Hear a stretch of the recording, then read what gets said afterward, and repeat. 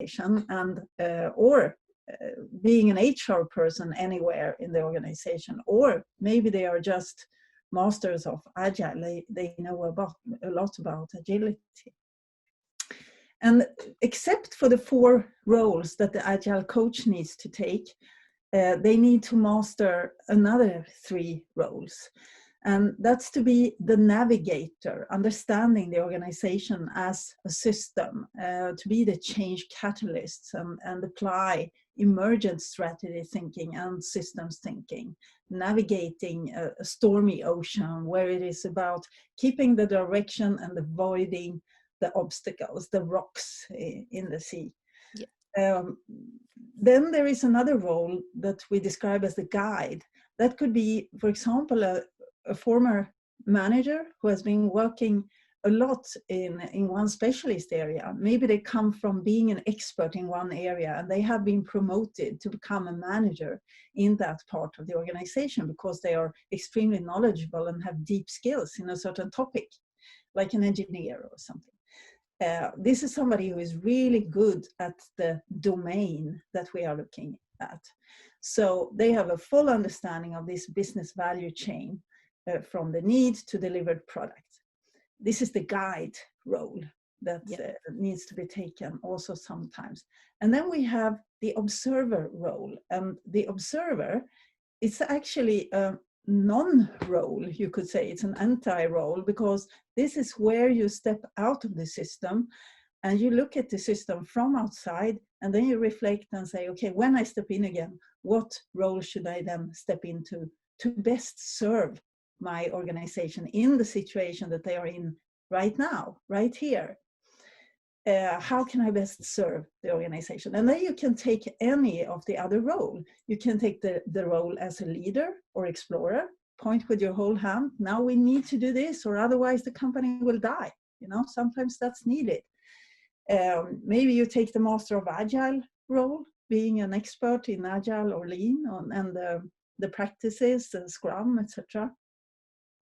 Maybe you take the role as an HR professional because there is something needed where you need competence around work law or rules and regulations within this area of work. Or maybe you take the coach role. Maybe you ask leading questions in a certain directions to let the people figure out the answers themselves. Maybe you take the role of a facilitator. You don't put yourself into the domain so much or the topic at hand, but you only facilitate the process moving forward, achieving the results that you would like to achieve by facilitating the meeting. Or you take the role as a trainer. You know, you train people in a certain topic because you see there is a need for more competence in this area. Or you take the role as a mentor. You're advising from your own experience. And all these different roles are then gradually learned. It's not that we are looking for some kind of superhero person here who has all these roles from the beginning, but we come from somewhere. We are deep in something from the beginning, probably, and then we work on our T-shape. So we have a broad general base and we have one or several specialist areas, and that's part of your personal development plan. What roles do I want to develop further, and where do I just have some basic knowledge, you know, deep skills in some areas and basic knowledge in other areas. And this is an ongoing learning journey for every person in an organization. So what I would like to show you here, the competence, you talked about examples of competencies that an Agile People coach needs to have. And we can talk about competence here on 3 different levels. It's about leading yourself. It's about knowing yourself, who you are, what is making you tick, why do you do what you do, and understanding the difference between you and other people on a deep level. What distinguishes me from that person or these people, you know?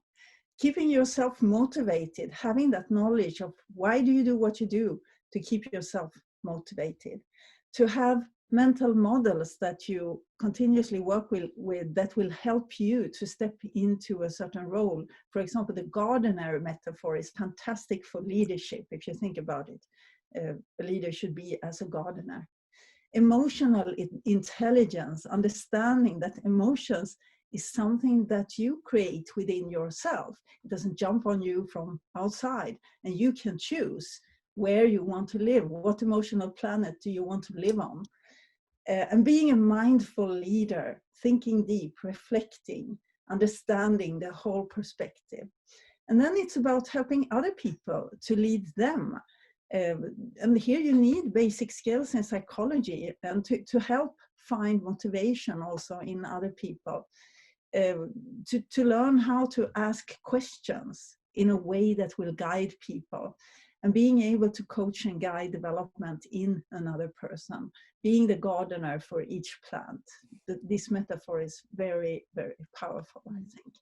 And you need to know something about how teams develop and what are the most important things for a team. And here I have taken Patrick Lencioni's pyramid, the trust, fear of conflict, lack of commitments, avoidance of accountability, and inattention to results as the most important things for a team to get rid of this fear and to commit really to meaningful and productive work. And then something about how groups develop, in what order can we see the group developing, and how can we quickly get to a highly productive, high-performing team. We have different theories here. We have Susan Whelan, we have Tuckman, etc. So there are different theories. Then we also need to have competence about conflict theory and conflict coaching. How can we avoid destructive personal attacks? And also avoiding the other side of the spectrum here, which is artificial harmony, and to balance here in the middle where we have constructive conflict. Because, just because somebody is silent, it doesn't mean that they just agree and that they are engaged. The other way around, when somebody's silent, it's usually a sign of disengagement. So people need to be safe enough, have psychological safety so that they dare to express their opinions. We get the right level of conflict in the team and in the organization, because that's when we can create the best solutions together. That will be most valuable for our customers. Then we need to know something about value flows and value stream mapping. What is it? What steps are really creating value in this organizational system? So that's a topic that you also need to get deeper in. Scenario planning. Objectives and key results can help you with this to create a common path towards the vision, and people can contribute in different ways here. So having a vision and creating that common direction through emerging strategies and scenario planning. So instead of business planning in the future, do a scenario and understand that you can maybe do 3 to 5 different scenarios, because you cannot control the future, right? You can only see different futures. And the scenario that you paint might actually not happen. It will probably be a mix between different scenarios. So, but then you're a bit prepared of what might happen for the future. So we can see with COVID that we cannot really know what will happen. So we need to just be adaptable and change accordingly. So the buddy system is then a brilliant way to create a learning organization, to realize a learning organization. So this is when we break up the functional departments and we work cross-functionally, and we meet on a regular basis. HR meets with IT and legal and the business and R&D and all the different departments, and we discuss things that are important for the whole organization, like strategic things or other things that concerns everybody. What else? We need to know about finance, Agile for finance. This is beyond budgeting, the adaptive management model. And it's not just about budgets. It's actually mainly about leadership and management processes. So it consists of 6 leadership principles and 6 management processes that you need to work more with. You need to understand the difference between KPIs and OKRs. What is really the difference and how can we use them in good ways? We need to know what boundary spanning is, because boundary spanning is when you break up those silos and use the buddy system to talk to other departments. And we need to know something about culture, because culture is the organization's shadow, and you can't really decide what culture you should have. Culture just happens, it just is there.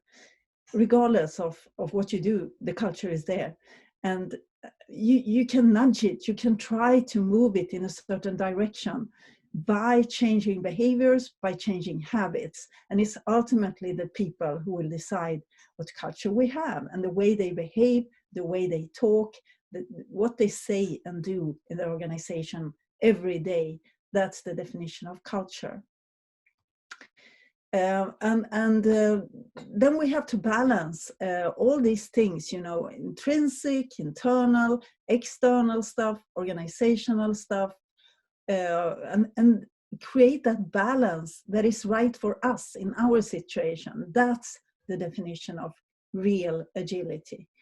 And to understand there is no such thing as change management anymore. You don't manage change. Change happens because the organization is ready to move.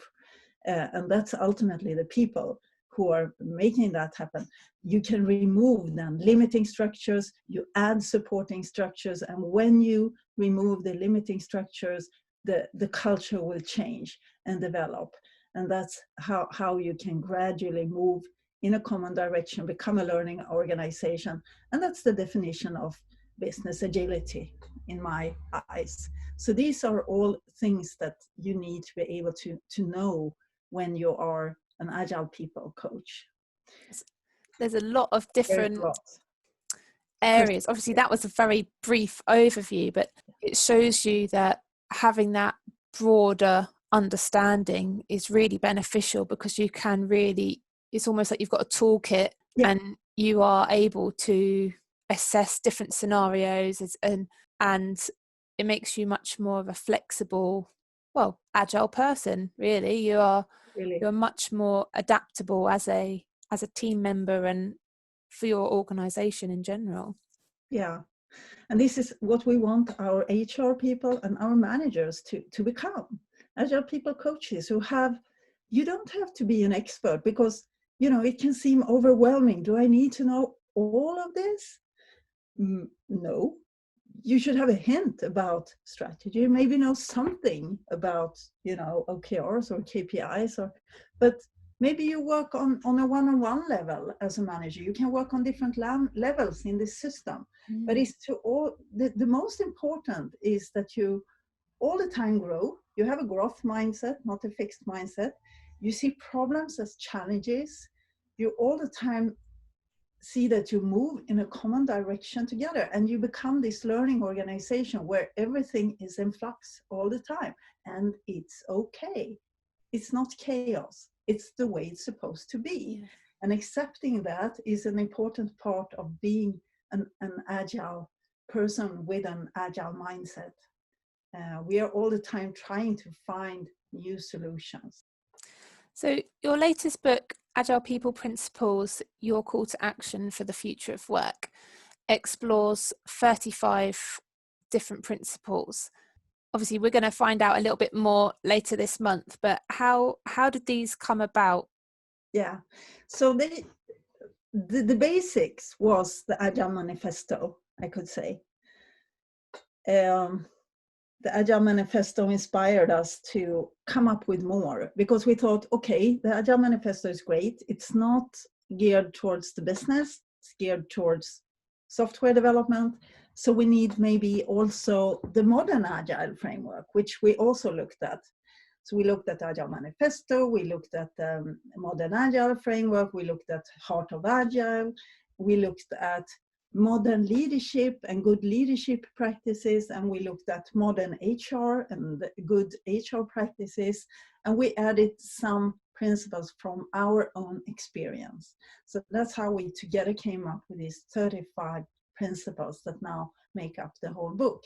And it's also overwhelming to work on all these 35 principles at the same time, but that's not how you should be thinking about them. You should rather think about them as the summary of your mindset and your guide when it comes to making decisions. So you use the principles to, okay, should we do this or this? Okay, have a look at the principles. What would they guide us? In what direction would they guide us? And then we make the decision accordingly. So that's how you should be using the book. So to summarize, what would be your top tips for someone looking at making a difference to their team and their organization, or taking the next step to become an agile person or an agile coach?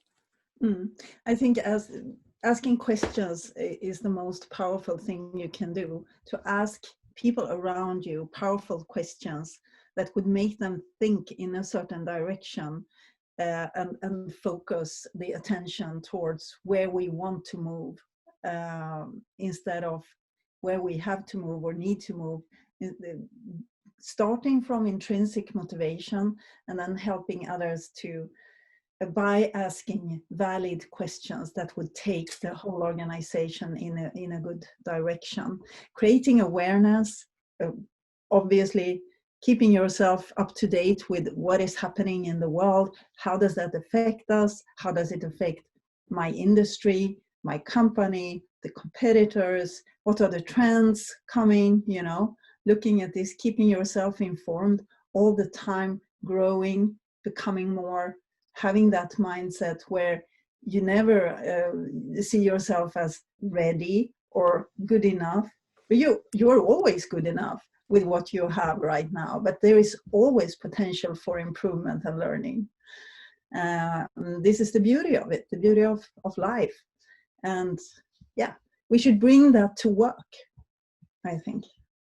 And I guess once you've brought that into work, you can then, the team or the organization can then support and nurture those principles. And I think once you've got that learning organization, that growth mindset, that's really powerful. Yeah, get the necessary knowledge, be a servant to your organization, and understand the organization as a system that exists and that contains people and relationships more than processes and tools and departments and profits. This is the secret to success for the future of work, I would say. Brilliant. Well, thank you very much, Pia. It's been really, really insightful, even though it's been very brief. I'm really interested to have a closer look at your new book. I hope the conference, the 48-hour conference, goes well on the 9th and 10th of September. Great. I hope I see you there. Thanks for having me, and have a great day ahead. Thank you. And okay. you. Bye-bye.